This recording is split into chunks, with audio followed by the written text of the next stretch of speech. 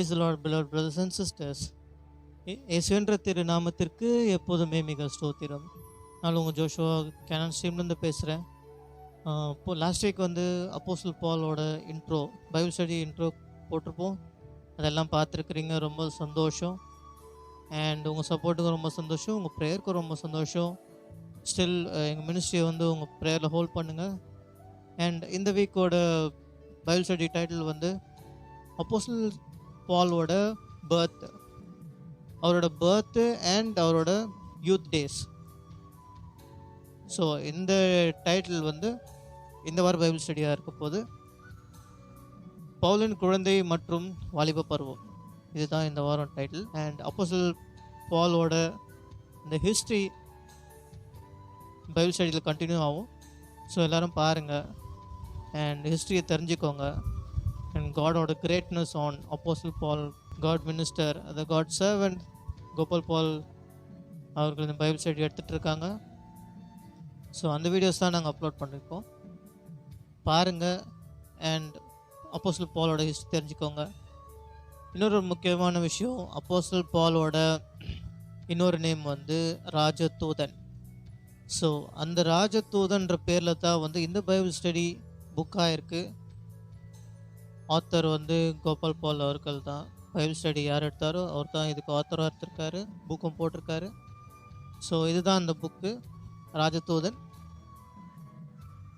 இந்த புக்கு உங்களுக்கு வேணும் அப்படின்னா கண்டிப்பாக தாராளமாக கேட்கலாம்.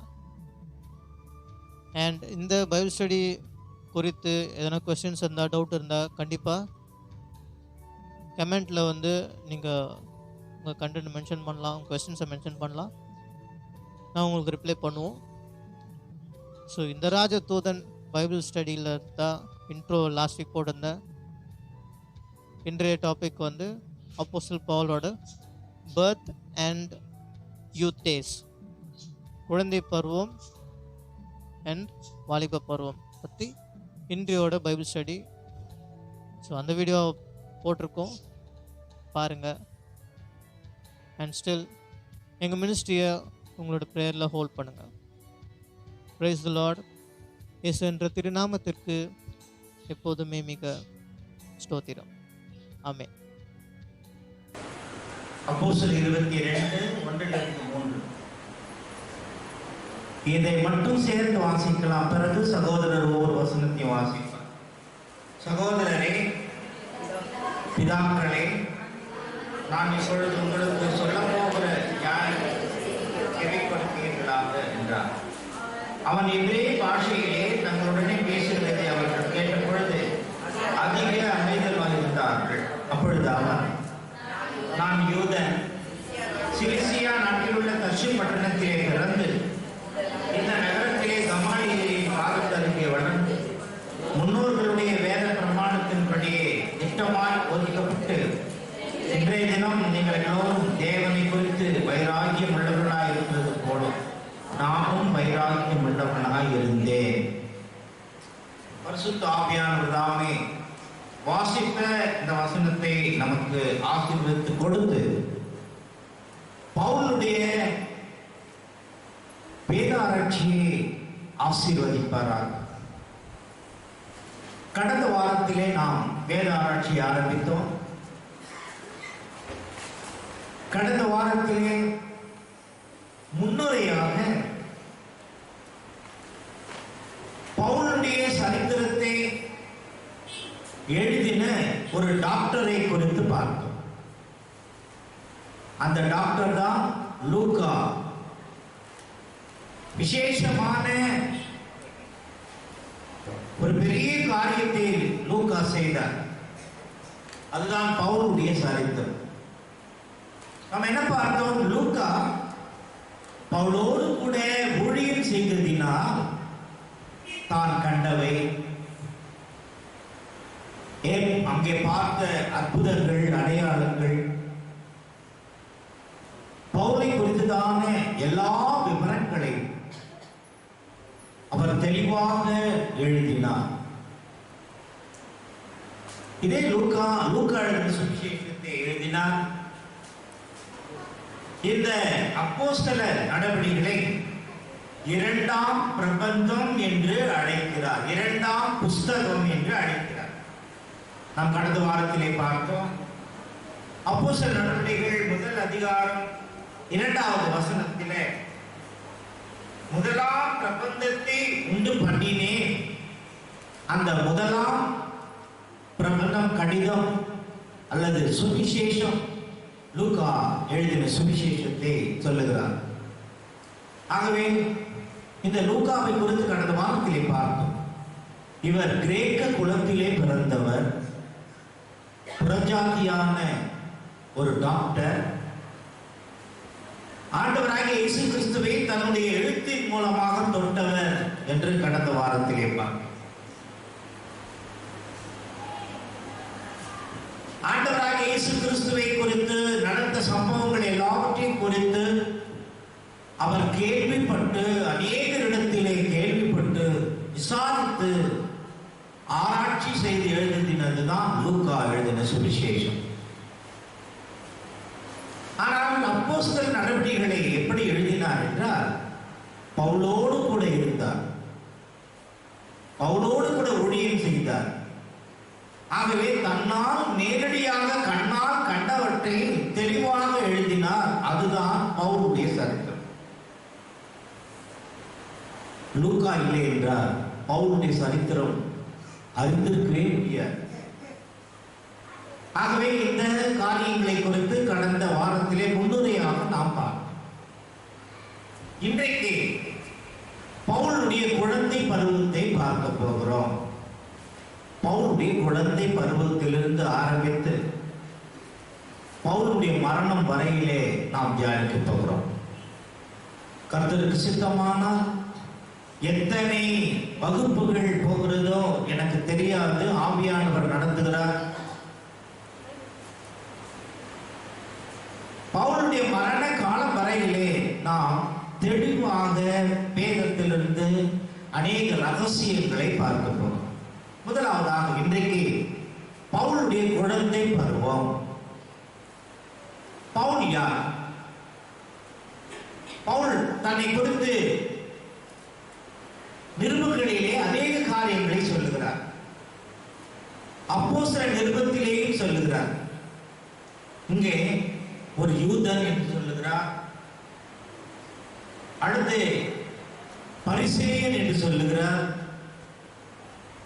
பெஞ்சமின் கோத்திரத்தான் என்று சொல்லுகிறார். பெஞ்சமின் கோத்திரம் என்று சொல்லும் பொழுது யாக்கோபின் இளைய மகன் பெஞ்சமின். அந்த பெஞ்சமின் கோத்திரத்தை சேர்ந்தவன் என்று சொல்லுகிறார். இஸ்ரவேலன் என்று தன்னை பெருமையாக சொல்லுகிறார். அது மட்டுமல்ல, நான் ஆபிரகாமின் சந்ததி என்று பவுல் அநேக இடங்களிலே சொல்லுகிறார். குறிப்பாக வேதத்தை எப்படி அவர் கற்றார் என்றால், நியாய பிரமாணத்தை, தீர்க்க தரிசன புஸ்தகத்தை எப்படி கற்றார் என்றால், ஒரு சிறந்த ஆசிரியர் மூலமாக கற்றார். அந்த சிறந்த ஆசிரியர் யார் என்றால் கமாலியேல். யூத நியாய பிரமாணத்தை கற்றுக் கொடுக்கிற ஒரு பெரிய ப்ரொஃபசர் என்று சொல்லலாம். அவரிடத்திலே மாணவனாக நான் இருந்தேன் என்று பெரிய பெருமையாக சொல்கிறார். இப்படி பவுலுக்கு பலவிதமான பெருமைகள் உண்டு, சிறப்புகள் உண்டு. இந்த பவுல் எங்கே பிறக்கிறார்? இப்படி சொந்த ஊர் எது? இப்படி சொந்த ஊர் தர்சு பட்டணம், சின்ன ஆசியாவிலே தென்கரை ஓரத்திலே உள்ள ஒரு துறைமுக பட்டணத்திற்கு பெயர் தான் தர்சு பட்டணம். அந்த பட்டணத்திலே அநேக யூத குடும்பங்கள் வாழ்ந்து வந்தார். ஒரு பகுதியிலே மிகவும் பக்தி வைராக்கியமுடைய ஒரு குடும்பத்திற்கு பவுல் மகனாக பிறந்தார். பவுலோடு எத்தனை பேர் பிறந்தார்கள் என்ற தெளிவு விவரம் நமக்கு வேதத்திலே கொடுக்கப்படவில்லை. ஆனால் பவுலுடைய சகோதரி, அவருடைய குடும்பம் எருசலேமிலே வாழ்ந்ததாக பின்னால் சொல்லப்படுகிறது. அதாவது பவுலுடைய கூட பிறந்த சகோதரி எருசலேமிலே வாழ்ந்து வந்திருக்கிறார். ஆனால் எத்தனை பேர் பிறந்தார்கள் என்று தெரியாது. ஒரு பக்தி வைராக்கியமுள்ள குடும்பத்திலே பிறந்தவர் தான் இந்த சவுல். அவருக்கு அநேக சகோதரர்கள் இருந்திருக்கலாம், சகோதரிகள் இருந்ததாக வேதம் சொல்லுகிறது. ஒரு பெரிய குடும்பமாக இருந்திருக்கலாம். இந்த குடும்பத்திலே பிறந்து யூத கலாச்சாரத்தை முற்றிலுமாக கற்றவர் தான் இந்த பவுல். சிறு வயதிலிருந்தே அவருடைய மூதாதையருடைய சரித்திரங்களை, சாட்சிகளை தாயார் மூலமாக கேட்டு, யார் என்றால் ஆபிரகாம், ஈசாக்கு, யாக்கோபு, யோசேப்பு, தாய் குழந்தை பருவத்திலிருந்தே சவுலுக்கு இதையெல்லாம் ஊட்டி வளர்த்தார்கள். ஆபிரகாம் யார்? அவர் என்ன செய்தார்? தேவன் ஆபிரகாமோடு இருந்தார். என்னவெல்லாம் நடந்தது? அவருடைய மகன் யார்? அவருடைய மகன் யார்? இப்படியாக சந்ததி சந்ததியாக சொல்லி அவருடைய தாய் வளர்த்திருக்கிறார். ஆகவே குழந்தை பருவத்திலிருந்தே மூதாதையர்களை குறித்து குழந்தைக்கு தாய் சொல்லி போதித்து சிறு வயதிலிருந்து அந்த பக்தி வைராக்கியத்திலே வளர்ந்திருக்கிறார். இதை விட 10 கட்டளைகள் என்று சொல்லக்கூடிய தச மொழிகள் என்று தச மொழிகள்.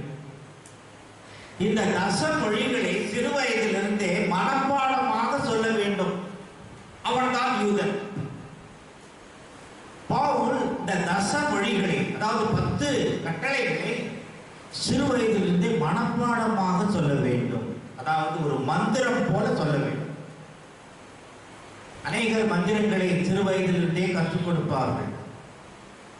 கோயில்களிலே தொழிலாக நடத்துகிறவர்கள் சிறு வயதிலிருந்தே தான் மந்திரங்களை கற்றுக் கொடுப்பார்கள்.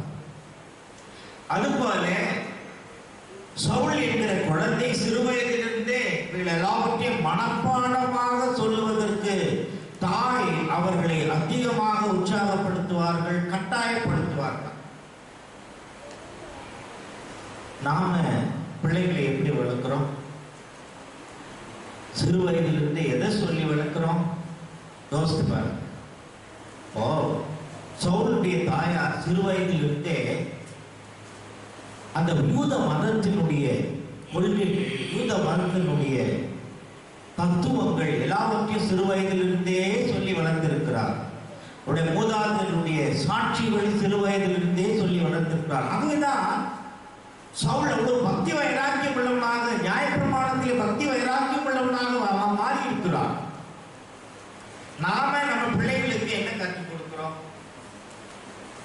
இப்போ நைட்ல நீங்க பேட்டி இருக்க,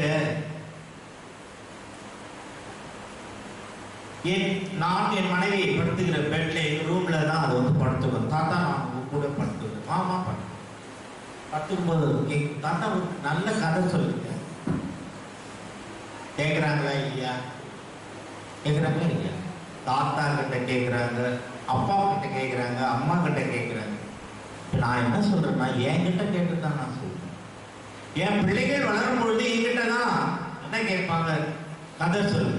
நீங்க பேத்தி என்ன கதை கேட்க தெரியுமா? தாத்தா நல்ல பாம்பு கதையா ஒன்று சொல்லு.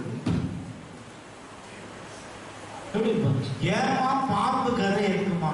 அதான் பாப்பா, அதான் தாத்தா த்ரில்லா இருக்கும். எப்படி இருக்கும்? த்ரில்லிங்கா இருக்குமா? பாம்பு கதை சொல்லு. வேணாமா, பைபிள்ல இருந்து நான் ஒரு கதை சொல்றேன்னா அதுதான் எனக்கு தெரியுமே. தெரியாத கதையா ஒன்று சொல்லு தாத்தா. இன்றைக்கு வளருகிற பிள்ளைகள் எவ்வளவு ஞானமா இருக்கு தெரியுமா? எவ்வளவு அறிவுள்ள பிள்ளைகளா இருக்கு தெரியுமா? யாராச்சும் பேத்தியோ அல்லது பிள்ளையோ கதை சொல்லுங்க சொல்லும்போது, ஆபிரகாம்னு ஒருத்தர் இருந்தாரு, யாராவது சொல்றமா? பக்சிங் என்று ஒருத்தர் இருந்தாரு, ஒரு சிங் இருந்தாரு அப்படின்னு யாராவது சொல்றமா? வேதத்தில் இருக்கிற சத்தியங்களை அல்லமா சிறு வயதிலிருந்தே கற்றுக் கொடுப்பதுதான் நம்முடைய சபைகளிலே சண்டே கிளாஸ் என்று ஒன்று வைத்திருக்கிறோம். சண்டே கிளாஸ் நிறைய பேர் சொல்லுவாங்க, சின்ன வயசுல சண்டே கிளாஸ் அனுப்புங்க. அவன் அழறாங்க பிரதர், அவன் போக மாட்டேன்றாங்க பிரதர். ஏன் சண்டே கிளாஸ் போனாதான் சிறு வயதிலிருந்தே பிள்ளைகளுக்கு பக்தி மார்க்கத்திற்குரிய சத்தியங்களை சொல்லிக் கொடுக்க முடியும். கதைகள் மூலமாக, பாட்டுகள் மூலமாக சொல்லிக் கொடுக்கிறார்கள். ஆகவே ஒவ்வொரு சபையிலும் சண்டே கிளாஸ் கண்டிப்பா. சில சபைக்கு நான் போகும்போது ஒர்ஷிப் மெசேஜ் முடிஞ்ச உடனே நான் கேட்பேன், சண்டே கிளாஸ் இருக்கானா? இல்லைங்க. ஏங்க டீச்சர் கிட்ட யாருமே இல்லைங்க. சண்டே கிளாஸ் சொல்லி கொடுக்கறதுக்கு அதுக்காக பிஎஸ்சி படிச்சுட்டு வரணும், இல்லை எம்எஸ்சி படிச்சுட்டு வரணும். சொல்லுங்க பார்க்கலாம். இன்னைக்கு அநேக சபைகளிலே சண்டே கிளாஸ் இல்லை. என்ன தெரியுமா சொல்லிடுறாங்க? இல்லாக்கள் நீங்க தொடர்ந்து பேசிக்கிட்டே இருக்க, அவங்க உட்கார்ந்து கேட்டுட்டு சண்டே கிளாஸ் இல்லை. இன்றைக்கு சபைகளிலே சண்டே கிளாஸ் இல்லாத நம்முடைய கிளை சபைகள் நிறைய இருக்கு. நான் போகிற இடங்களிலே சில இடங்களிலே கஷ்டமா இருக்கு. சரி, நம்ம ஏன் அவங்க கிட்ட போய் அவங்களுக்கே எப்போ உணர்வு வருதோ அப்போ சண்டே கிளாஸ் வச்சுக்கிட்டோம். வாலிப பிள்ளைங்க இருக்காங்க, படிச்சவங்க இருக்கிறாங்க, ஆனா சண்டே கிளாஸ் நடத்துறதுக்கு வரமாட்டேன்றாங்க. சிறு வயதிலிருந்தே போதிக்கப்பட்டால் பிள்ளைகள் உண்மையாகவே ஆவிக்குரிய வளர்ச்சியிலே காணப்பட முடியும், வளர முடியும். நம்ம பைபிள் ஸ்டடி டெஸ்ட் வச்சுமே, ஃபர்ஸ்ட் வாங்குறது யாரு? ஃபர்ஸ்ட் நீ சின்ன வயசுல இருந்தே சண்டே கிளாஸ் ஸ்டூடெண்ட் தானே? நான் கேட்டேன், பிரதர் கெல்பனை கேட்டேன், அந்த பாப்பா யாரு, அவ என்ன படிக்கிறா என்னன்னு கேட்கும்போது அப்படி சொன்னாரு, அவங்கெல்லாம் சண்டே கிளாஸ் ஸ்டூடெண்ட். அப்பதானே அவன் ஃபர்ஸ்ட் வாங்க முடிஞ்சது. அதனால மற்றவங்களாம் சண்டே கிளாஸ் ஸ்டூடெண்ட் சொல்லுவாரு, நீங்களும் சண்டே கிளாஸ் ஸ்டூடெண்ட் தான், இல்லைன்னு சொல்லல. ஏன்? அந்த ஞானம், அந்த அறிவு எப்படி வருகிறது? சிறு வயதிலிருந்து கற்கும் பொழுதே வருகிறது. ஆகவே நான் என்ன சொல்லுகிறேன், பவுலுக்கு இவ்வளவு பக்தி வைராக்கியம் வருவதற்கு காரணம் என்ன தெரியுங்களா? சிறு வயதிலிருந்தே அவன் தாயார், அவன் தகப்பனா அவனுக்கு எல்லாவற்றையும் சொல்லி வளர்த்தார். மூதாதையருடைய சாட்சிகளை சொல்லி வளர்த்தார். நியாயப்பிரமாணத்தை குறித்து சொல்லி வளர்த்தார். தச மொழிகளை குறித்து 10 கட்டளைகளை குறித்து மனப்பாடமாக சொன்னால்தான் சாப்பாடு. அவளுக்கு ஒரு ரிலீஜன் இருக்கு. அந்த மதத்தார் சிறு வயதிலிருந்தே நீ சொன்னாதான் சாப்பிடும், நீ சொல்லலைன்னா சாப்பிட கிடையாது. குடிமை இருக்கும். கேட்டேன், அவனுக்கு மட்டும் குடிமை வச்சுக்கிறாரு. அதுக்கு அவர் சொன்னாரு, அவர் பெண்டிகாஸ்டல் கம்பெனியில் ஒர்க் பண்ணு. ஒன்றும் இல்லை, பால் இந்த குடிமை கயிறு கட்டி ஜன்னல் கம்பியில கட்டிடுவானா. யாரு? அவங்க அப்பா கட்டிட்டு போது புக்கு வச்சுட்டு படிச்சுக்கிட்டே இருப்பாங்க. தூக்கம் வருதுன்னு வச்சுங்களேன். நம்ம பிள்ளைங்க தூங்குனாக்கா அப்பா என்ன தெரியுமா சொல்றாரு? போதும் விட்டு தூங்கட்டும் குழந்தை. யாரு? அப்பா சொல்லலாம், போதும் விட்டு குழந்தை தூங்கட்டும். ஆனா அவங்க என்ன தெரியுமா, யாருமே அவங்ககிட்ட போகக்கூடாது. அவன் தூங்கி கீழே தலை கீழே விழுதுன்னு வச்சுங்க, சுருக்கடி இருக்கும். எதுக்கு தெரியுமா பிரதர்? அதுதான். ஆனா நம்ம என்ன பண்ணுவோம்? போதும் விட்டுரு, குழந்தை தூங்குச்சுன்னா விட்டுரு. அது கட்சியில் வந்து என்ன பண்ணணும்? அது தூங்கி தான். ஏன் இது சொல்லுகிறேன்? பவுல் இந்த விதமான வைராக்கியம் உள்ளவனாக வளர காரணம் என்ன? நியாயப்பிரமாணத்திலே அவ்வளவு பக்தி வைராக்கியம் உள்ளவனாக வளர காரணம் என்ன? அநேக சபைகளை துன்புறுத்துவதற்கு காரணம் என்ன? சிறு வயதிலிருந்தே அவன் தாயார் அவன் கற்றுக் கொடுக்கிறார்.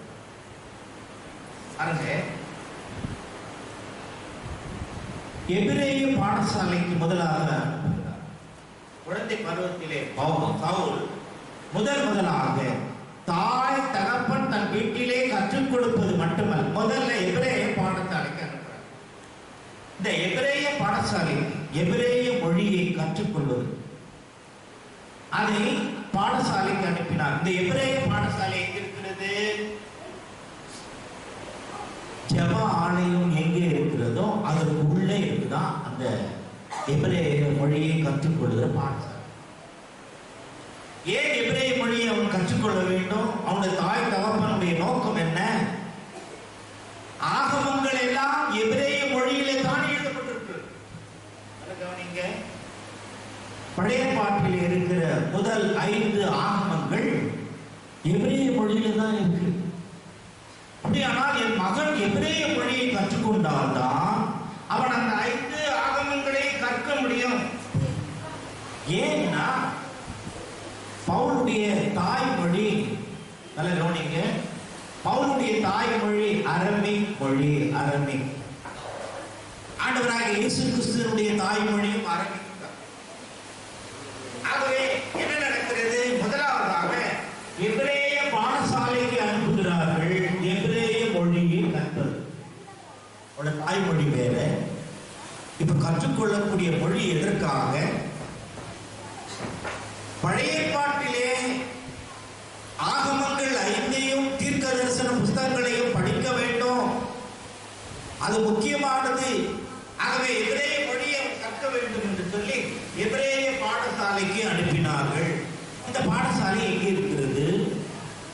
அந்த பட்டணத்திலே அல்லது அந்த ஊரிலே இருக்கிற ஜெப ஆலயத்திலே இருக்கிறது. எப்படி தெரியுங்களா? ஒரு பட்டணத்தில் ஜெப ஆலயம் இருக்குன்னு வச்சுங்க, அதுக்குள்ள அந்த எபிரேய பாடசாலை, எபிரேய மொழி கற்றுக் கொடுக்கிற பாடசாலை இருந்தது. இன்றைக்கு ஆர்சி சபைகள் இருக்குன்னு வச்சுங்க, ரோமன் கத்தோலிக்க சபைகள் இருக்கா இல்லையா? மாதா கோயில்கள் இருக்குதா இல்லையா? மாதா கோயிலுக்கு உள்ள அந்த காம்பவுண்டுக்குள்ள ஸ்கூல் இருக்குதா இல்லையா? இன்றைக்கு இருக்கிற இந்த ஆர்சி ரோமன் கத்தோலிக்க ஆலயங்களிலே அந்த ஆலயத்திற்குள்ளே அந்த காம்பவுண்டுக்குள்ளே பள்ளிக்கூடம் இருக்கு. நிறைய பேர் என்ன பண்ணாங்க? அந்த மாதிரி பள்ளிக்கூடங்களிலே கொண்டு போய் சேர்ப்பாங்க. அது போலதான் அந்த நாட்களிலே ஆகம வீடு என்று சொல்லக்கூடிய வீடுகள், பள்ளிக்கூடங்கள் அந்த ஜெபாலயத்திற்குள்ளே இருக்கு. ஏன்னா ஜெபாலயம் என்பது நியாயப்பிரமாணத்தை கற்றுக் கொடுக்கிற இடம், யூதர்கள் கூடுகிற இடம். ஆகவே இந்த ஜெபாலயத்திற்குள்ளேயே பள்ளிக்கூடங்களை வைத்து பிரமாணங்களை கற்றுக் கொடுப்பதற்காக அநேக இடங்களிலே அந்த பள்ளிக்கூடங்கள் இருந்தது. அந்த பள்ளிக்கூடங்களிலே பல மொழிகளை கற்றுக் கொடுத்தார்கள். அதிலே பவுல் போய் படித்தது எபிரேய மொழி. எபிரேய மொழியை படிச்சுட்டார். நல்ல கவனிங்க, அவருடைய தாய்மொழி என்ன? தாய்மொழின்னு அரபிக். அவருடைய தாய்மொழி, ஆண்டவராக இயேசு கிறிஸ்துவினுடைய தாய்மொழியும் அரபிக் தான். அரபிக் மொழி தெரியும். இரண்டாவது எபிரேய மொழி தெரியும். எபிரேய மொழியை கற்பதற்கு வேண்டிய நோக்கம் என்ன? ஆகமங்களை படிக்க வேண்டும், அதற்காக. மூன்றாவதாக அதோடு விடவில்லை, கிரேக்க பாடசாலைக்கு அனுப்பினார்கள் கிரேக்க மொழியை கற்பதற்கு. ஏன் கிரேக்க மொழியை கற்பதற்கு அனுப்பினார்கள் என்றால், நல்ல கவனிங்க, தர்ஷு பட்டணம் ஒரு துறைமுக பட்டணம். அந்த தர்ஷு பட்டணத்தில் சுற்றி இருக்கிற அநேக தேசங்களிலிருந்து வியாபாரத்திற்காக அந்த தர்ஷு பட்டணத்திற்கு வருவார். கிரேக்க தேசத்திலிருந்து, எகிப்து தேசத்திலிருந்து, தீரு தேசத்திலிருந்து, பெர்சியா தேசத்திலிருந்து, சுற்றி இருக்கிற அநேக தேசத்திலிருந்து வருகிறவர்கள் அங்கே வியாபாரம் செய்வதற்காக அவர்கள் பயன்படுத்தின மொழி எது என்றால் கிரேக்க மொழி. அது மட்டுமல்ல, ரோம அரசாங்கத்தினுடைய அதிகாரிகள் பேசின மொழி எது தெரியுமா? கிரேக்க மொழி. அதனால அவங்க அப்பா என்ன பண்ணாரு, என் மகன் பெரியவனா வளர்ந்த பிறகு அவன் வியாபாரியா போறான், அதனால அவனுக்கு நிச்சயமா கிரேக்க மொழி தெரியணும், இல்லைன்னா வியாபாரம் பண்ண முடியாது. இந்த வடநாட்டுல வியாபாரத்துக்கு போறவங்க அவங்களை போய் கேட்டு பாருங்க, நான் இந்தியை கத்துக்கிட்டு தான் வடநாட்டுக்கு வியாபாரத்துக்கு போறேன், அங்க போய் ஹிந்தி பேசுறேன்னா வியாபாரம் பண்ண முடியாது. ஆகவே வியாபாரத்துக்காகவே பவுலை அவருடைய தகப்பனார் கிரேக்க பாடசாலைக்கு அனுப்பினார். இதான் ரொம்ப முக்கியம். கிரேக்க பாடசாலைக்கு அனுப்பும்போது தயவு செய்து ஒரு குறிப்பு இருக்கிறது. அப்போஸ்தலர் 21ஆம் அதிகாரம் 37 40 வரை சகோதரர் வாசிக்க போறார். தயவு செய்து கவனிங்க. அப்போஸ்தலர் 21ஆம் அதிகாரம் 37 40 வரை வாசிக்க கேட்போம், கவனியுங்கள். அவர்கள் பவுலை கோட்டைக்குள்ளே கொண்டு போகிற சமயத்தில் அவர் சேனாபதியை நோக்கி, நான் உடனே ஒரு வார்த்தை பேசலாமா என்றார். அதற்கு அவர், உனக்கு கிரேக்கு பாஷை தெரியுமா? நீ இந்த நாட்களுக்கு முன்னே கலகம் உண்டாக்கி 4000 கொலைபாதகரை வனாந்தரத்துக்கு கொண்டு போன எகிப்தியன் அல்லவா என்றார். அதற்கு பவுல், நான் சிலிசியா நாட்டிலுள்ள கீர்த்தி பெற்ற தர்சு பட்டணத்து யூதன், ஜனங்களுடனே பேசும்படி எனக்கு உத்தரவாக வேண்டும் என்று உம்மை வேண்டிக் கொள்கிறேன் என்றார். உத்தரவான போது பவுல் படிகளின் மேல் நின்று ஜனங்களை பார்த்து கையமர்த்தினான். மிகுந்த அமைதல் உண்டாயிற்று. அப்பொழுது அவன் எபிரேய பாஷையிலே பேசத் தொடங்கினான். நல்ல கவனிங்க.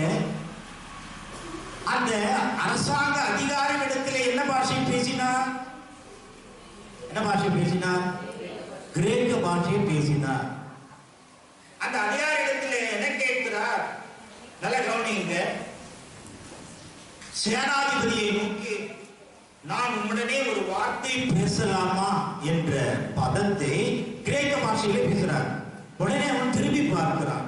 திரும்பி பார்த்து என்ன சொல்லுகிறார்? அதற்கு அவன், உனக்கு கிரேக்க பாஷை தெரியுமா? அந்த அதிகாரியிடத்திலே பேசுகிற பாஷை கிரேக்க பாஷை. ஆனால் யூத ஜனங்களிடத்திலே அவன் பேசினது எபிரேய பாஷை. இல்லைன்னா பவுல் இதையெல்லாம் சிறு வயதிலே கற்றுக்கொள்ளவில்லை என்றால் இப்படி பவுல் ஒரு பெரிய ஊழியக்காரனாக வந்திருக்க முடியுமா? முடியாது. ஆகவே அவன் வளரும் பொழுதே, என்ன சொல்லுகிறேன் என்றால், வளரும் பொழுதே ஆண்டவராகிய இயேசு கிறிஸ்துவானவர் அவனை சிறு வயதிலிருந்தே அவனை பயிற்றுவித்து அழகாக நேர்த்தியாக கொண்டு வருகிறார். பவுலை பல மொழிகளில் படிக்க வைத்து பவுலை, அதாவது என்ன சொல்றதுன்னா, ஆயத்தப்படுத்தி கொண்டு வருகிறார் மேலே. இல்லை என்றால் இந்த அதிகார கிட்ட ஒரு மொழியும் ஜனங்க கிட்ட ஒரு மொழியும் பேச முடியுமா? ஆக கிரேக்க பாஷை அரசாங்க பாஷை, வியாபார பாஷை. எபிரேய பாஷை அவருடைய சொந்த மதத்தினுடைய புஸ்தகங்களை படிப்பதற்காக கற்றுக்கொண்ட பாஷை. எல்லாவற்றையும் கற்று தேர்ந்தவனாக ஒரு சிறு பையன் வளர்ந்து வருகிறான். வாலிப பருவத்தில் வரும் பொழுது தகப்பனார் என்ன செய்யறார்? எந்த வயசுல வேலைக்கு அனுப்புவாங்க? எந்த வயசுல நீ போய் ட்ரைனிங் போய் கத்துக்கன்னு அனுப்புவாங்க? 5 வயசு இல்லையா? 10 வயசு இல்லையா? எந்த வயசுல போய் ட்ரைனிங் கத்துக்குவாங்க? நான் ஐடி ட்ரைனிங்க்கு போனேன். எந்த வயசுல போனேன் தெரியுமா? ஹைஸ்கூல் முடிச்சுட்டு. ஹைஸ்கூல் முடிச்சா என்ன வயசு?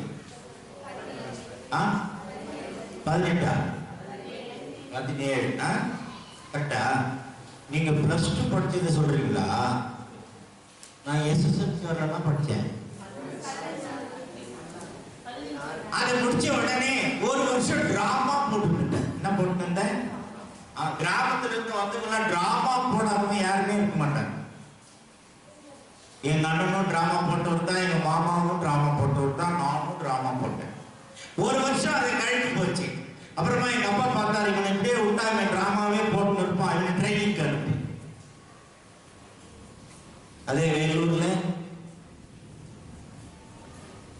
அப்துல்லாபுரம் என்ற ஒரு ஊர் இருக்கிறது. அந்த ஊர்ல ட்ரைனிங்க்கு என்ன அனுப்பிச்சுட்டா, புடிச்சு அனுப்பிச்சு தள்ளி விட்டாங்க. ஐடிஐ ட்ரைனிங்ல தள்ளிட்டாங்க. நல்ல வாலிப வயதிலே சவுலுடைய தகப்பனார் ஒரு ட்ரைனிங்க்கு அனுப்பிச்சார். அது என்ன ட்ரைனிங் தெரியுமா? கூடாரம் செய்யக்கூடிய ட்ரைனிங். கூடாரம் செய்யக்கூடிய அந்த ட்ரைனிங் சென்டருக்கு, பயிற்சியகத்திற்கு சவுலை போ சொல்லுகிறார். போ, நீ போய் அதை கத்துக்க. ஏன்? அந்த தர்ஷு பட்டணத்திலே முக்கியமான தொழில்களிலே ஒன்று கூடார தொழில். அந்த கூடார தொழிலை கற்றுக்கொள்வதற்காக தன் தகப்பனார் கொண்டு போய் வாலிபனாகிய சவுலை அந்த கூடார தொழிலை கற்றுவிட்டு விட்டுறார். பாருங்க, தர்ஷு பட்டணத்திலே மிகவும், அதாவது முக்கியமான தொழில்களிலே இது மிகவும் முக்கியமானது. சரி, இந்த கூடாரத்தை யார் பயன்படுத்துவாங்க? எதுக்காக அது முக்கியமானதா இருந்தது? நான் ஏற்கனவே சொன்னேன், தர்ஷு பட்டணம் துறைமுக பட்டணம். அநேக வியாபாரிகள் வருவார்கள், அநேக அரசாங்க அதிகாரிகள் வருவார்கள். இவர்கள் ஒரு பட்டணத்திலிருந்து இன்னொரு பட்டணத்திற்கு போகும் பொழுது இரவு நேரம் ஆயிடும். இரவு நேரம் ஆயிடும் பொழுது அவர்கள் அந்த இரவிலே ஒரு இடத்துல தங்கிடுவாங்க. ஒரு இடத்துல தங்கி அந்த இரவு கழித்து விட்டு மறுநாள் காலையில புறப்பட்டு போவாங்க. போற இடம் காடா கூட இருக்கலாம், அல்லது நல்ல ரோடா கூட இருக்கலாம், ஊரா கூட இருக்கலாம். ஆனால் வேற ஒருத்தர் வீட்டுல போய் தங்க முடியுமா? உடனே அவர்கள் போன வாகனமோ அல்லது போன மிருகமோ அதன் மீது வைத்திருக்கிற அந்த கூடாரத்தை எடுத்து கூடாரத்தை அடிப்பார். அந்த இரவு அதுக்குள்ளே தங்கிடுவார். இந்த கூடார தொழிலானது தர்ஷு பட்டணத்திலே மிகவும் பிரசித்தி பெற்றது. அநேக தொழில்களிலே இது முக்கியமானது. ஆகவே அவர் தகப்பனார் என்ன செய்கிறார்? கூடார தொழில் செய்வதற்கு ட்ரைனிங்காக சவுலை அந்த கூடார ட்ரைனிங்க்கு அனுப்புகிறார். இதை குறித்து அப்போஸ்தலர் 18ஆம் அதிகாரம், அப்போஸ்தலர் 18ஆம் அதிகாரம் 2வது வசனம் 3வது வசனம். அப்போஸ்தலர் 18:2-3. யூதர் எல்லாரும் ரோமாபுரியை விட்டு போகும்படி கிலவுதியு நாயன் கட்டளையிட்டபடியினாலே இத்தாலியாவிலிருந்து புதிதாய் வந்திருந்தவன் பொந்து தேசத்தானாகிய ஆக்கில்லா என்னும் நாமமுள்ள ஒரு யூதனையும் அவன் மனைவியாகிய பிரிஸ்கில்லாளையும் அங்கே கண்டு அவரிடத்திற்கு போனான். அவர்கள் கூடாரம் பண்ணுகிற தொழிலாளிகளாய் இருந்தார்கள். தானும் அந்த தொழில் செய்கிறவனானபடியினாலே அவரிடத்தில் தங்கி வேலை செய்து கொண்டு வந்தான். பாத்தீங்களா? பவுல் அந்த தன் தகப்பன் மூலமாக, கண்டிப்பின் மூலமாக கூடார தொழிலை கற்றுக்கொண்டதினாலே எங்கே போறார் பாருங்க. பவுல் அவருடைய ஊழிய நாட்களிலே அது மிகவும் பயன்படுகிறது. யார் கூட? அதே தொழிலை செய்கிறவர்கள், ஆக்கில்லா பிரிஸ்கில்லா. அவங்க என்ன போறாரு?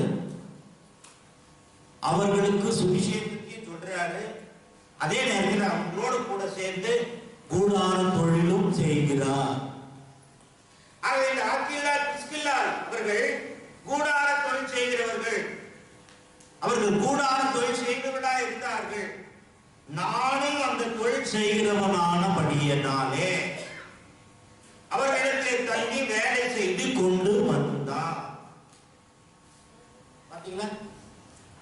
இதை யார் எழுதுறாரு? லூக்கா எழுதுறார். லூக்கா சவுலை குறித்து எழுதுகிறார். அவர்களிடத்திலே தங்கி வேலை செய்து கொண்டு வந்தான். யாரை குறித்து சொல்றாரு? சவுலை குறித்து எழுதுகிறார்.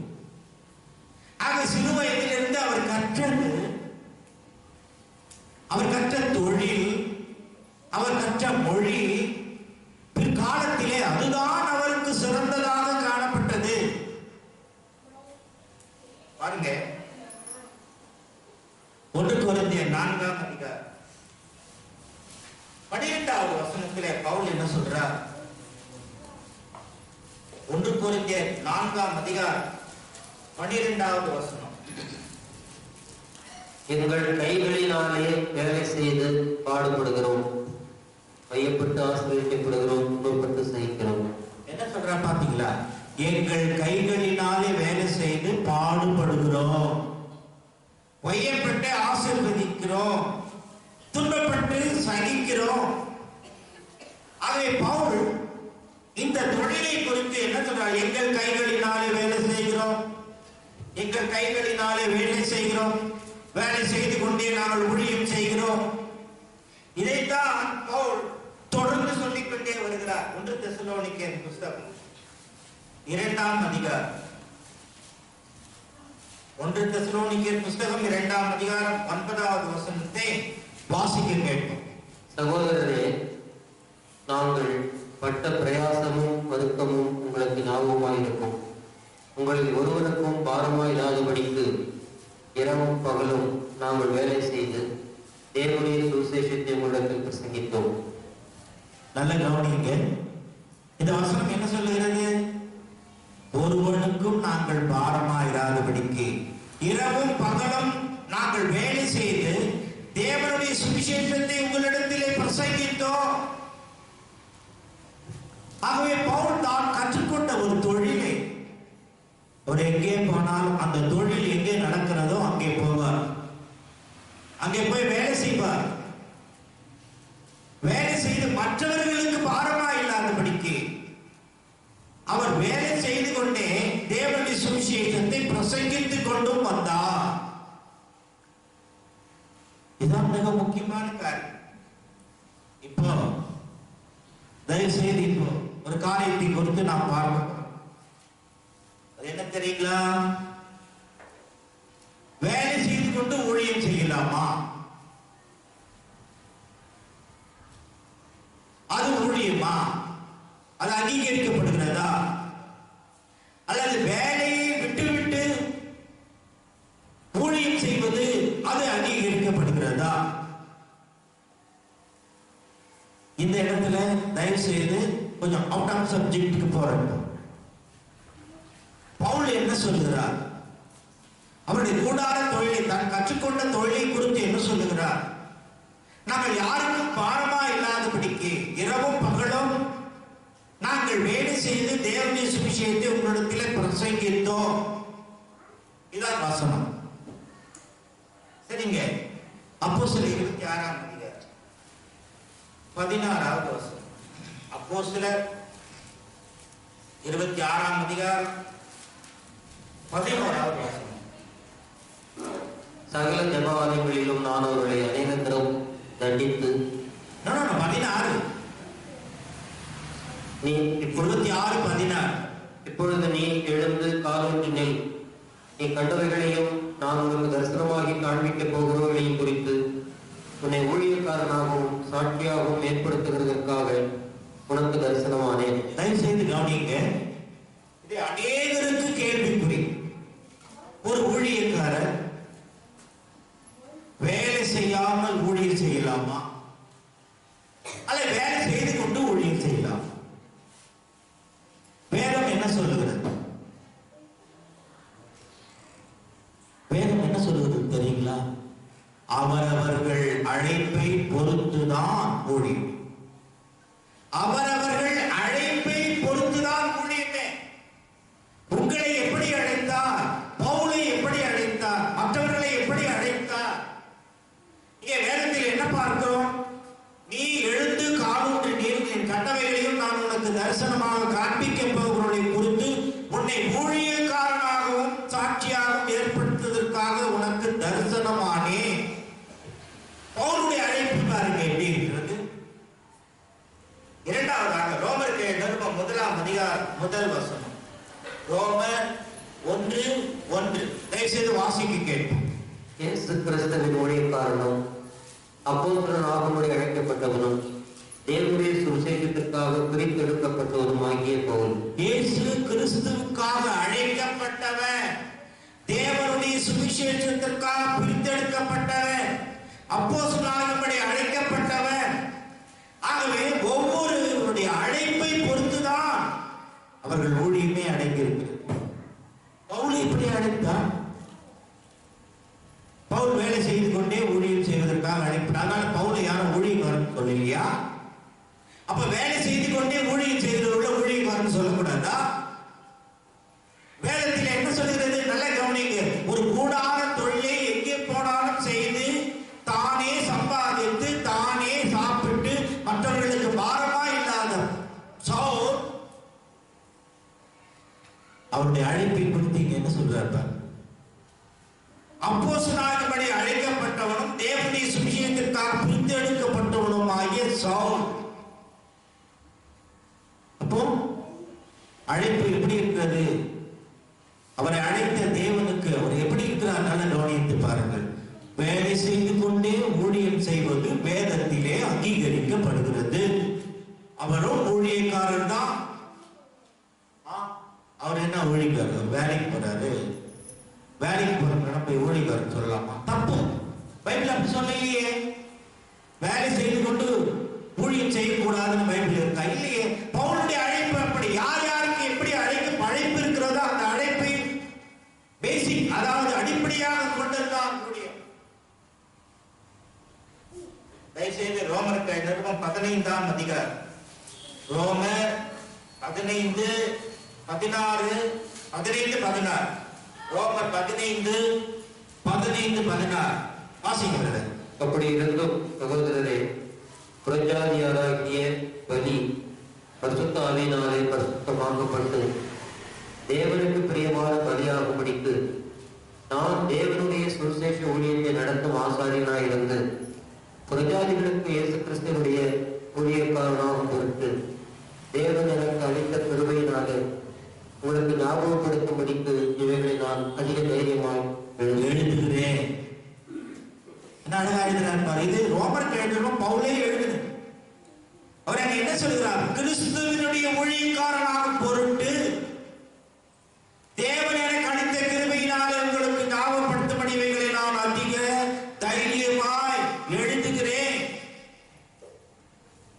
என்ன தெரிஞ்சுக்கிட்டு நம்ம வேலை செய்து ஊழியம் செய்யக்கூடாதுன்றதெல்லாம் தவறு. வேதத்தில் அப்படி சொல்லியிருக்கா?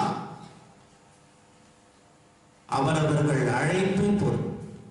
பவுல் கூடார தொழில் செய்கிறவர், சுயமாக சம்பாதிக்கிறவர். அதே நேரத்தில் என்ன சொல்கிறார்? நான் யாருக்கும் பாரமா இல்லாதபடி நானே என் கையினால் சம்பாதித்து சாப்பிட்டு கர்த்தருடைய ஊழியத்தை செய்கிறேன். இன்னொரு வசனம் நல்ல கவனிங்க. இன்னொரு பாகம், இன்னொரு பகுதி 2 கொரிந்தியர், மன்னிக்கணும் 1 கொரிந்தியர் 9ஆம் அதிகாரம், 1 கொரிந்தியர் 9ஆம் அதிகாரம் 9வது வசனம் வாசி. 9:9 போரடிக்கிற மாட்டை வாய்க்கட்டாயாக என்று மோசேயின் பிரமாணத்திலே எழுதியிருக்கிறது. தேவன் மாடுகளுக்காகவே கவலையாக இருக்கிறாரோ? இந்த 9வது வசனத்துக்கு தயவு செய்து பாருங்க. போரடிக்கிற மாட்டை வாய்க்கட்டாயாக என்று மோசேயின் பிரமாணத்தில் எழுதியிருக்கிறதே, தேவன் மாடுகளுக்காகவா கவலைப்படுகிறார்? இல்லை, அவர் மாடுகளுக்காக கவலைப்படுகிறவர். அதே அதிகாரம் 13-14 வாசிக்கிறது. 13-14 ஆசாரிய ஊழியம் செய்கிறவர்கள் தேவாலயத்திற்குரியவைகளில் புசிக்கிறார்கள் என்றும் பலிபீடத்தை அடுத்து பணிவிடை செய்கிறவர்களுக்கும் பலிபீடத்தில் உள்ளவைகளில் பங்கு உண்டென்றும் அறியீர்களா?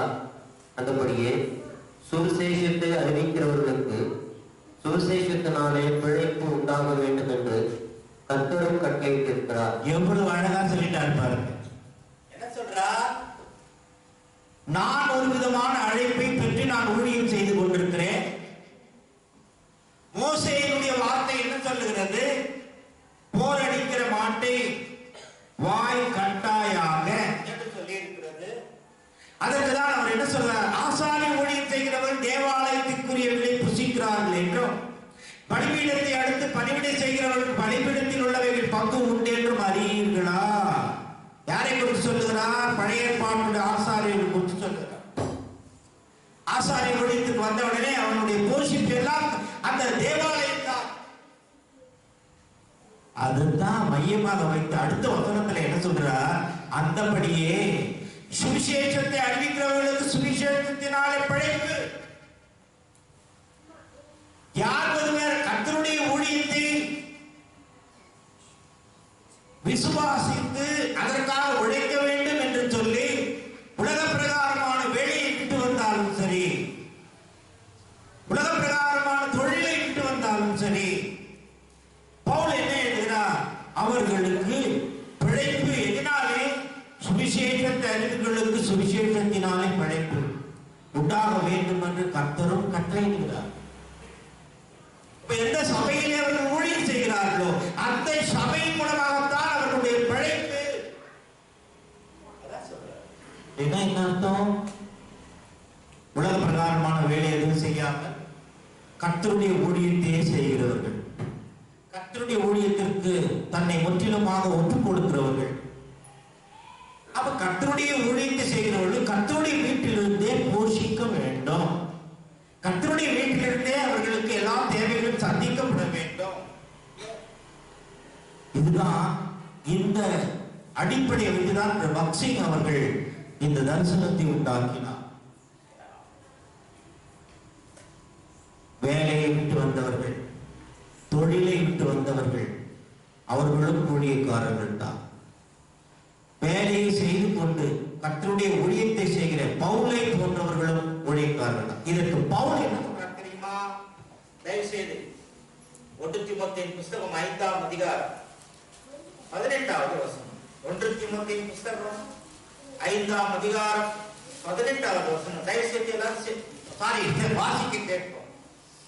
1 தீமோத்தேயு 5:18. போஷணிக்கிற மாட்டை வாய்க்கட்டாயாக என்றும் வேலையாள் தன் கூலிக்கு பாத்திரனா இருக்கிறான் என்றும் வேத வாக்கியம் சொல்லுகிறது. வேத வாக்கியம் சொல்லுகிறது. என்ன சொல்றாரு பாருங்க, வேலையாள் தன் கூலிக்கு பாத்திரனா இருக்கிறான். எங்க வேலை செய்கிறான்?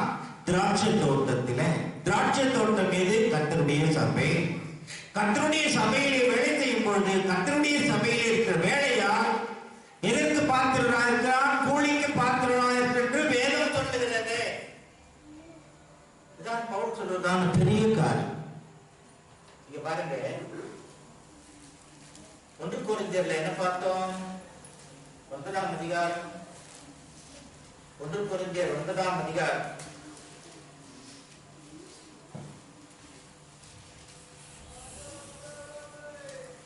5வது வசனம். 1 கொரிந்தியர் 9:5 வாசனம். மற்ற அப்போஸ்தலரும் கர்த்தருடைய சகோதரரும் கேபாவும் செய்கிறது போல மனைவியாகிய ஒரு சகோதரியை கூட்டிக் கொண்டு திரிய உங்களுக்கும் அதிகாரம் இல்லையா?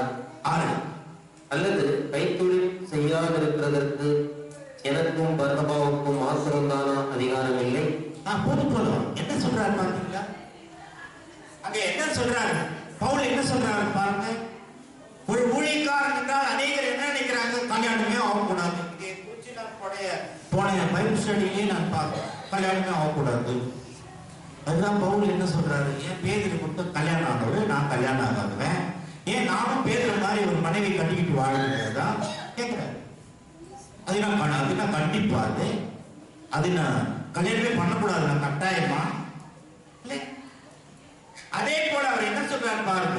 அல்லது கைத்தொழில் செய்யாதிருக்கிறதுக்கு எனக்கும் பர்னபாவுக்கும் மாத்திரம் அதிகாரம் இல்லையா? செய்யாது இருக்கிறதுக்கு நல்லா கவனிச்சு பாருங்க. தொழில் செய்யாது இருக்கிறதுக்கு, வேலையே செய்யாமல் ஊழியம் செய்யறதுக்கு எங்களுக்கு மட்டும் அதிகாரம் இல்லையா? ஏன் என்று சொல்கிறார்? யார் யாருக்கு எப்படிப்பட்ட அழைப்பு இருக்கிறதோ அந்த அழைப்பை வைத்துதான் ஊழியம். வேலை செய்தும் ஊழியம் செய்யலாம் என்பது வேதத்திலே அங்கீகரிக்கப்பட்டிருக்கிறது. வேலையே செய்யாமல் திராட்சை தோட்டத்தை வேலை செய்கிறவர்கள் அந்த தோட்டத்திலிருந்தே கூலியை பெற வேண்டும் என்பதும் வேதத்திலே ஒழுங்கு செய்யப்பட்டிருக்கிறது, பதிவு செய்யப்பட்டிருக்கிறது. இந்த மனசுல வச்சு நிறைய பேர் ஊழியக்காரர்களே அவர்கள் சொந்த கருத்திலே பேசிக் கொண்டிருக்கிறார். ஒரு சபையினுடைய ஊழியக்காரர் என்றால் அவருடைய அழைப்பு எப்படியோ அந்த அழைப்புக்கு ஏற்றபடி அவர் ஊழியம் செய்வார். ஒரு ஊழியக்காரர் தான் அவரை கனப்படுத்த வேண்டும். இதான் முக்கியமான காரியம். ஆகவே இந்த இடத்திலே இன்னொரு காரியத்தை தெரிந்து கொள்ள வேண்டும். 3 காரியங்கள் முக்கியம். 3வது என்ன தெரியுங்களா? 2 கொரிந்தியர் 11ஆம் அதிகாரம். ஆமா, நீங்க இப்படி சொல்லிட்டீங்களே, 3வது ஒண்ணு பதிவு செய்திருக்கு பைபிள். அது என்ன தெரியுமா? 2 கொரிந்தியர் 11, 13, 14, 15 வாசிங்க. 2 கொரிந்தியர் 11ஆம் அதிகாரம் 13 15 வரை வாசிக்க. அப்படிப்பட்டவர்கள் கள்ள அப்போஸ்தலர்கள், கபடமுள்ள வேலையாட்கள், கிறிஸ்துவனுடைய அப்போஸ்தலரின் வேஷத்தை தரித்து கொண்டவர்களாக இருக்கிறார். அது ஆச்சரியம் அல்லவே, ஆச்சரியம் அல்ல. சாத்தான ஒளியின் தூதனுடைய வேஷத்தை தரித்துக் கொள்வானே, ஆகையால் அவனுடைய ஊழியக்காரரும் நீதியின் ஊழியக்காரருடைய வேஷத்தை தரித்துக் கொண்டால் அது ஆச்சரியம் அல்லவே. அவர்கள் முடிவு அவர்கள் கிரியைக்கு தக்கதாக இருக்கும். வேஷத்தை போட்டிருக்கிறவர்களா உண்டு. பவுல் கொரிந்தியர் கேட்கும்போது என்ன என்றால், கள்ள அப்போஸ்தலர்கள் இருக்கிறார்கள், ஆதாயத்துக்காக ஊழியம் செய்தவர்கள் இருக்கிறார்கள். மூன்றாவது பகுதி இது. நாம் தொடர்ந்து மூன்றாவது பகுதி, மூன்றாவது பாயிண்ட். இவர்கள் யார்? அப்போஸ்தலரின் வேஷத்தை தரித்துக் கொண்டவர்கள். எவ்வளவு இருக்காங்க தெரியுமா? அப்போஸ்தலருடைய வேஷத்தை தரித்துக் கொண்டவர்கள் உண்மையான ஊழியக்காரர்கள் அல்ல, ஆதாயத்திற்காக ஊழியம் செய்கிறவர்கள், சுயநலத்திற்காக ஊழியம் செய்கிறவர்கள். அவர்களை குறித்து என்ன சொல்ல? ஆகையால் இது யாருடைய ஊழியக்காரர்கள் என்றால், சாத்தானுடைய ஒளியின் தூதனுடைய வேஷத்தை தரித்துக் கொண்டவர்கள். ஆகையால் அவனுடைய என்ன சொல்ற, அவனுடைய ஊழியக்காரரும் நீதியின் ஊழியக்காரருடைய வேஷத்தை தரித்துக் கொண்டால் அது ஆச்சரியம் இல்லை. இன்றைக்கு பூமியில் அப்படிப்பட்டவர்கள் இருக்கிறாங்க. ஊழியக்காரன் சொல்லிக்கிட்டு யாருடைய ஊழியக்காரர் இருக்காங்க தெரியுமா? அவனுடைய ஊழியக்காரர் நீதியின் ஊழியக்காரருடைய வேஷத்தை தரித்துக் கொண்டால் அது ஆச்சரியம் இல்லை. ஏன்னா அவனே ஒளியின் தூதனுடைய வேஷத்தை தரித்துக் கொண்டிருக்கிறான். ஊழியக்காரர்களும் அப்படித்தான் இருக்கிறாங்க. இவங்க யார்? சுய லாபத்திற்கு ஊழியம் செய்கிறவர்கள், சுயத்திற்கு ஊழியம் செய்கிறவர்கள், தேவனுடைய சித்தத்தின்படி செய்யாதவர்கள், கள்ள அப்போஸ்தலர்கள். இப்படிப்பட்ட ஊழியம் இருக்கிறது. இதை பகுத்து அறிய வேண்டியது பரிசுத்தவான்களுடைய கடமை. ஆகவேதான் வேதத்தை வாசியுங்கள், வேதத்தை வாசியுங்கள், வேதத்தை வாசியுங்கள் என்று சொல்றோம். இதோட நான் நிறுத்துறேன். இப்ப பாருங்க, ஊழியக்காரர் என்றால் எப்படிப்பட்டவர். ஆனா இது வேற டினாமினேஷன் போய் நீங்க கேட்டீங்கன்னு வச்சுங்களேன், அவங்க என்ன தெரியுமா சொல்லுவாங்க? முற்றிலுமாக எல்லாவற்றையும் விட்டு வந்தவர்கள் தான் ஊழியக்காரர்களாக நாங்கள் அங்கீகரிப்போம் சொல்லுவோம். ஆனால் நம்முடைய தரிசனத்தில் அப்படி இல்லை. நம்முடைய தரிசனம் வேதத்திற்கு ஒத்து இருக்கிறது. ஒவ்வொரு அவனவனுடைய அழைப்புக்கு ஏற்றபடிதான் ஊழியம் செய்கிறார்கள். அது யாருடைய சித்தம்? தேவனுடைய சித்தம். திருமணம் செய்து கொண்டு ஊழியம் செய்கிறவர்கள் ஊழியக்காரர்கள் சொல்லிக்கிட்டு இருக்காங்க. அவங்க கல்யாணம் பண்ணிக்கிட்டு அது ஊழியக்காரு. அதே பாலிசி உள்ளவங்க தான் இதையும் திருமணம் செய்துக்கிட்டு ஊழியம் செய்யலையா? பவுல் என்ன சொல்றான்? பேதுரு அவன் திருமணம் பண்ணிக்கிட்டு அவன் ஒரு மனைவியை, ஒரு பெண்ணை மனைவி என்று எடுத்து சுத்தி மனுஷனான் சுத்த முடியாதான்னு கேட்கிறான். ஏன் அப்படி கேட்கிறாங்க? என்னுடைய அழைப்பு அது இல்லைன்றான். என்னுடைய அழைப்பு அது இல்லை. நானும் பர்னபாவும் மற்றவர்களை போல வேலை செய்யாமலே நம் சபையில உட்கார்ந்து சாப்பிட்டு அதிகாரம் இல்லையான்னு கேட்கிறான். ஏன்னா அந்த மாதிரி அழைக்கப்பட்டவர்கள் இருக்கிறார்கள். அது ரெண்டுத்தையும் வித்தியாசப்படுத்தி பவுல் காட்டுறார். மூன்றாவது பவுல் சொல்றாரு பாருங்க, ஐயா இது ரெண்டை விட மோசமானது ஒண்ணு இருக்கு. அதுதான் கள்ள அப்போஸ்தலர்கள். அவர்கள் ஒளியின் தூதனுடைய வேஷத்தை தரித்துக் கொண்டிருக்கிறார்கள். நீதியின் ஊழியக்காரருடைய வேஷத்தை தரித்துக் கொண்டிருக்கிறார்கள். ஒரு சுருக்கமா சொல்லணும்னா என்ன சொல்லலாம் சொல்லுங்க? ஒரு பழமொழி சொல்லுவாங்க, யாரும் சொல்லுங்க. நீதியின் ஊழியக்காரருடைய வேஷத்தை தரித்துக் கொண்டார். இதுக்கு ஒரு பழமொழி இருக்கு, சொல்லுங்களேன். நீங்க டைம் ஆகுதுங்க, நானும் ஒண்ணு ஒண்ணும் இல்லை. நீங்க வேற குமார் தான். எப்படி யாரு? பசுத்தோல் போட்டிய. அதுபோல இன்றைக்கு ஊழியக்காரர்கள். ஆனா கண்டுபிடிக்கிறது யார் வேலை? கண்டுபிடிக்கிறது யாருடைய வேலை? யார் வேலையும் நமக்கு என்னத்துக்கு இல்லை. கண்டுபிடிக்க வேண்டியது சபையாருடைய வேலை. அந்த ஞானம் நமக்கு வர வேண்டும். வெளியிருக்கிறவங்க சொல்றாங்கன்னு சொல்லிட்டு நாமும் தைய தக்கன்னா நடக்காது. பைபிளை வாசித்து பாருங்க. கர்த்தருடைய ஊழியக்காரர்களை எப்படி எப்படி அழைப்பு இருக்கிறது, எப்படி எல்லாம் ஊழியம் செய்திருக்காங்க பைபிள்ல போட்டிருக்கு. இதே பேசிக்கிட்டு இருந்தா டைம் ஆயிடும். அடுத்ததாக அப்போஸ்தலனாகிய பவுல் அவன் வாலிப வயதிலே இந்த கூடார தொழிலை கற்ற பிறகு அடுத்தது என்ன செய்கிறார்கள் தெரியுமா? அவன் நியாயப்பிரமாணத்தை முற்றிலுமாக கற்க வேண்டும். அப்பதான் எருசலேமிலே அவங்க அக்கா வீடு இருக்கு. எருசலேமிலே கொண்டு போய் அவன் தகப்பனா அவங்க அக்கா வீட்டுல விட்டு நேர கமாலியல் கிட்ட போற. ஏனென்றால் கமாலியல் தெரியுமா? யூதர்களின் சனகரின் சங்கத்திலே மிக முக்கியமானவர். பைபிள் காலேஜில் அவர் தான் பிரின்சிபல். யூதர்களுடைய பைபிள் காலேஜில் பிரின்சிபல் யார் தெரியுமா? கமாலியல். நேர அப்பா கமாலியல் கிட்ட போற. கமாலியல் கிட்ட போயிட்டு நான் யூதன், நான் பரிசேயன் எல்லாத்தையும் சொல்லிட்டு என் பையனுக்கு நீங்க வந்து நியாயப்பிரமாணத்தை சொல்லி கொடுக்க வேண்டும். உடனே அப்பாயின்மெண்ட் வாங்கிறாரு, அட்மிஷன் வாங்கிறாரு, நேரா கொண்டு போய் இப்போ சவுல் எங்க போட்டாரு? கமாலியல் கிட்ட போட்டு ஐயா நீ தான் எல்லாத்தையும் சொல்லி. அப்போஸ்தலர் 22ஆம் அதிகாரம் 3வது வசனம். அப்போஸ்தலர் 22ஆம் அதிகாரம் 3வது வசனம் வாசிங்க. நான் யூதன், சிலிசியா நாட்டில் உள்ள கர்சு பட்டணத்திலே பிறந்து இந்த நகரத்திலே கமாலியலின் பாதத்தருகே வளர்ந்து முன்னோருடைய வேத பிரமாணத்தின்படியே திட்டமாய் போதிக்கப்பட்டு இன்றைய தினம் நீங்கள் எல்லாரும் தேவனை குறித்து வைராக்கியம் உள்ளவராய் இருக்கிறது போல் நானும் வைராக்கியம் உள்ளவராய் இருந்தேன். பாத்தீங்களா? கமாலியல்கிட்ட ஏன் போனாரு? முன்னோர்களுடைய வேத பிரமாணத்தின்படியே திட்டமாய் போதிக்கப்படுவதற்கு தான் கமாலியல் கிட்ட போனார். இந்த வாலிபனாகிய சவுல் கமாலியல் தான் பிரின்சிபல். Juice college. அங்க என்ன தெரியுமா? அந்த காலேஜ்ல நியாயப்பிரமாணம், தீர்க்க தரிசன புஸ்தகம் இதுதான் கற்றுக் கொடுப்பாங்க. வேற எதுவும் கற்றுக் கொடுக்க.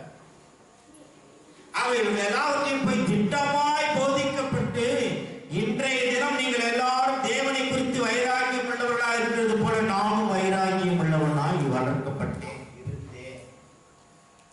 அப்போஸ்தலர் 5ஆம் அதிகாரம் 34வது வசனம் படிங்க.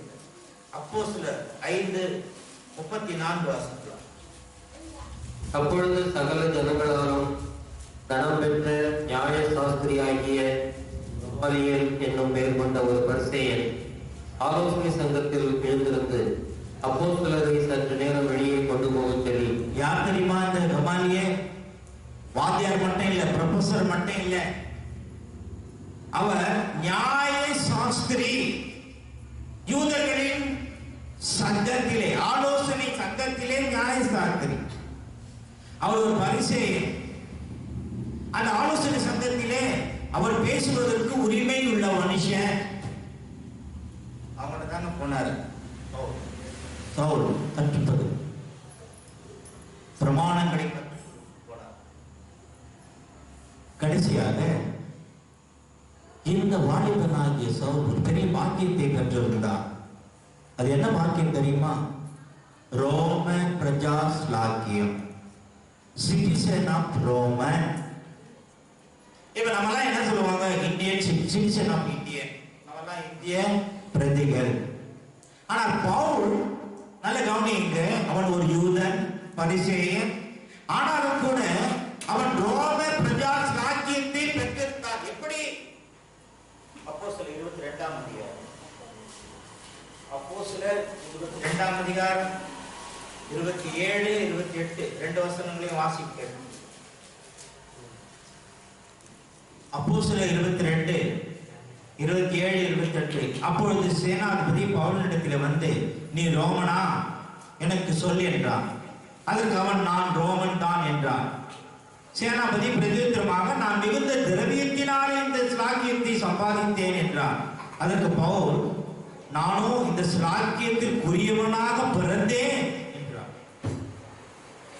ரோம பிரஜா ஸ்லாக்கியம் எப்படி கிடைக்கிறது என்றால், அவன் என்ன சொல்றான் பாருங்க, அதிகமான திரவியத்தினால் பணம் கொடுத்து வாங்குறது உண்டு.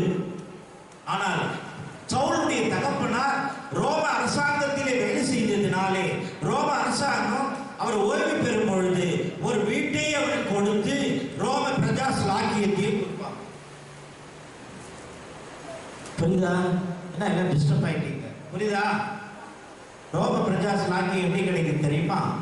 அவங்க அப்பா ரோம அரசாங்கத்தில் வேலை செய்து ஓய்வு பெறும் பொழுது ரோம அரசாங்கம் என்ன தெரியுங்களா, அவருக்கு ஒரு வீடு கொடுத்து ரோம பிரஜா என்கிற அந்த சிட்டிசன் ஆஃப் ரோமன் அந்த அதிகாரத்தை கொடுப்பாங்க. அப்புறம் அவர் பிறக்கிற பிள்ளைகள் ரோமன் சிட்டிசன் ஆயிடுவாங்க. இப்படிதான் பவுலுக்கு ரோம பிரஜா ஸ்லாக்கியம் கிடைச்சது. இது பின்னாடி நாம அவருடைய சரித்திரத்திலே பார்க்க போறோம். அதனால என்ன நன்மை கிடைக்கும். கடைசியாக இதை சொல்லி நான் முடிக்க போறேன். சவுல் பவுல், இதுல எதுக்கு அவர் ஒரிஜினல் பேரு? சவுல் பவுல்.